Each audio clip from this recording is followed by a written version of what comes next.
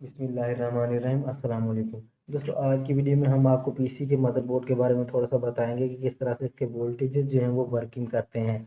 हम जैसे पीसी को पावर ऑन करते हैं, इसकी पावर सप्लाई ऑन होती है तो इसके वोल्टेजेस कहाँ से वर्किंग करते हैं और किस तरह से हमारा मदरबोर्ड ऑन होता है।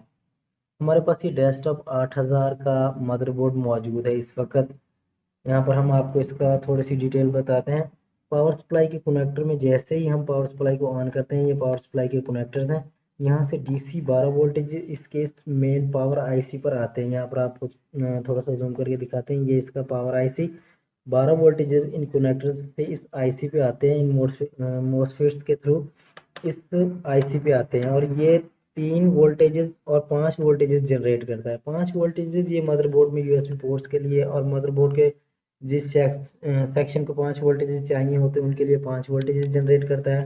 और 3 वोल्टेजेस ये हमारे इस मदरबोर्ड के इस पावर आईसी के लिए जनरेट करता है। इसको पावर आईसी भी बोलते हैं, आईओसीएस भी बोलते हैं, इनके इनपुट आउटपुट कंट्रोलर, और एसएमएस आईसी भी बोलते हैं। 3 वोल्टेजेस यहाँ से 3 वोल्टेजेस ये एसएमएस आईसी के लिए जनरेट करता है, आईओसीएस के लिए।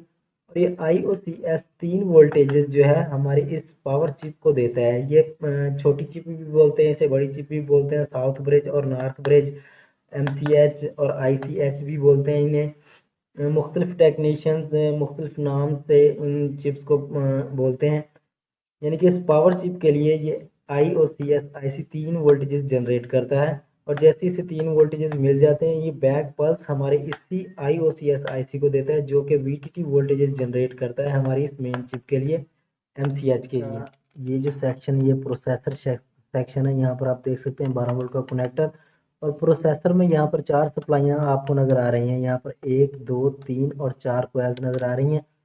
और 4 सप्लाइयों में जो वर्किंग करते हैं मोस्ट कंपोनेंट्स यहाँ पर आप देख सकते हैं, 1 2 3 यहाँ पर मोसफेट, एक कोयल, 2 ये हमारे पास यूएफ और एक आईसी एक सप्लाई में। यानी कि एक मेन मोसफेट, इसके साथ ये 2 सपोर्टिंग मोसफेट। और इनकी बेस को कंट्रोल करने के लिए, गेट को कंट्रोल करने के लिए यहाँ पर ये आप आईसी देख सकते हैं, ये छोटा आईसी लगा हुआ है, एक सप्लाई। इसी तरह दूसरी सप्लाई में ये एक मेन मोसफेट, इसके साथ ये 2 सपोर्टिंग मोसफेट, और इनकी गेट को कंट्रोल करने के लिए यहाँ पर ये एक आईसी लगा हुआ है। इसी तरह ये तीसरी सप्लाई में एक कोयल, एक मेन मोसफेट, इसके साथ ये 2 सपोर्टिंग मोसफेट, और इनकी गेट को कंट्रोल करने के लिए यहाँ पर ये आईसी लगा हुआ है। इसी तरह ये चौथी सप्लाई, 1 2 3 और 4 सप्लाइयाँ। और इन 4 सप्लाइयों की गेट को कंट्रोल करने के लिए यहाँ पर 4 आईसी आपको नजर आ रहे हैं, 1 2 3 और 4। और इन 4 आईसी के गेट को कंट्रोल करने के लिए यहाँ पर आप मेन आईसी देख सकते हैं, ये प्रोसेसर आईसी है। इन 4 आईसी की गेट को कंट्रोल करने के लिए ये मेन आईसी इस्तेमाल होता है कि कब प्रोसेसर को ओवरहीट कराना है, कब इसे थर्मल हो गया इसे ट्रिप करवाना है। ये तमाम वर्किंग इसी आईसी में होती है। ये इसका प्रोसेसर सेक्शन है। और यहाँ पर आप देख सकते हैं इसके साथ ये आईसी लगा हुआ है, ये इसका क्लॉक का आईसी है। क्लॉक का आईसी मुख्तलिफ सेक्शंस के लिए फ्रीक्वेंसी जनरेट करता है। यूएसबी पोर्ट के लिए, लैन के लिए, एमसीएच के लिए, आईसीएच के लिए, प्रोसेसर के लिए, रैम के लिए अलग-अलग फ्रीक्वेंसी जनरेट करता है। जैसे कि यूएसबी की अलग फ्रीक्वेंसी जनरेट करेगा ये क्लॉक आईसी। और इसी तरह इसके अगर हम सेक्शंस की बात करें तो यहाँ पर आप देख सकते हैं कि इतना सेक्शन इसका प्रोसेसर का सेक्शन है, 12 वोल्ट का सेक्शन है। ये सेक्शन यहाँ पर आप देख सकते हैं, ये रैम सेक्शन है। और इस तरह ये इसमें छोटा सा आपको हम दिखाने की कोशिश करते हैं, ये साउंड आईसी लगा हुआ है इसमें, ऑडियो आईसी। मदरबोर्ड के सिस्टम में ऑडियो आईसी बैक कनेक्टर के लिए अलहदा से पॉइंट्स होते हैं, फ्रंट ऑडियो के लिए इसमें से, इसी आईसी में से अलहदा पॉइंट्स निकलते हैं। और इसके इंटरनल स्पीकर के लिए इसी ऑडियो आईसी में से अलहदा पॉइंट्स निकलते हैं। यानी कि बाज़ औक़ात अगर इसका इंटरनल स्पीकर काम नहीं कर रहा तो आप इसकी फ्रंट जैक में से ऑडियो ले सकते हैं। और इस तरह अगर बाज़ औक़ात फ्रंट ऑडियो जैक काम नहीं कर रहा तो आप बैक ऑडियो जैक से इसकी ऑडियो ले सकते हैं। और बाज़ औक़ात हमारे मदरबोर्ड में डिस्प्ले का प्रॉब्लम आता है या फिर रेड लाइट का प्रॉब्लम आता है। डिस्प्ले के प्रॉब्लम और रेड लाइट के प्रॉब्लम पर पहले से वीडियोस बनी हुई हैं, जिनका लिंक हम आपको वीडियो के डिस्क्रिप्शन में और ऊपर आई बटन में दे देंगे, वहां पर आप डिटेल से उन वीडियोस को देख सकते हैं।